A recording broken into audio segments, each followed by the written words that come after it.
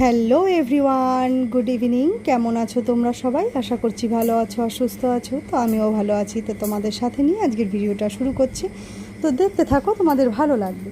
তো দেখো, আজকে সকাল দিয়ে আমি কোনো ভিডিও করতে পারিনি। তো আজকে আমি বিকেলবেলার থেকে যেই কাজকর্মগুলো করছি সেগুলোই তোমাদের সঙ্গে শেয়ার করছি। তো আমি দেখো এখন ঘরটা ঝাড় দিয়ে নিচ্ছি। আমরা তো বিড়ি বাঁধি, তো একটু পাতা বেশি নোংরা হয়, বিড়ি বাঁধার পাতাগুলো পরে। তো দেখো ঘরটা নোংরা হয়ে গেছে। তো আমি ঘরটা এখন সুন্দর করে ঝাড় দিয়ে নিয়েছি। তো তারপর দেখো ড্রেসিং টেবিলটা সুন্দর করে আগে গুছিয়ে নিচ্ছি। উঠোনটাও ঝাড় দিয়ে এসেছি, কিন্তু ওই যে ছাগলগুলো ছিল, তো তার জন্য এর আগের দিন যেহেতু ফোনটা পড়ে গেছে, একটা তো মনের মধ্যে ভয় থাকে, তার জন্য আমি আর ফোনটা সেট করতে পারিনি। তো দেখো তারপর আমি ড্রেসিং টেবিলটাও সুন্দর করে গুছিয়ে নিয়েছি। তারপরে দেখো আমি বিছানাটাও সুন্দর করে এখন গুছিয়ে নিচ্ছি। দেখো গুছাতে না গুছাতেই এখানে এসে পড়েছে একজন। তো তারপর দেখো আমি ছেলের পড়ার টেবিলটা, এই ঘরে তো বেশি একটা তোমাদের ভিডিও দেখাতে পারি না, কেননা এই ঘরে মেয়ে তো থাকে, সকালবেলা উঠতে লেট হয়।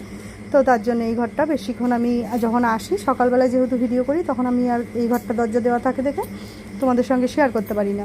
তো দেখো এখন আমি ছেলের পড়ার টেবিলটা সুন্দর করে গুছিয়ে নিচ্ছি। আর এখন দেখো এই জামা কাপড়গুলো চেয়ারের মধ্যে জমেছিল, তো এইগুলো এখন আমি সুন্দর করে একটা একটা করে ভাঁজ করে গুছিয়ে নিচ্ছি।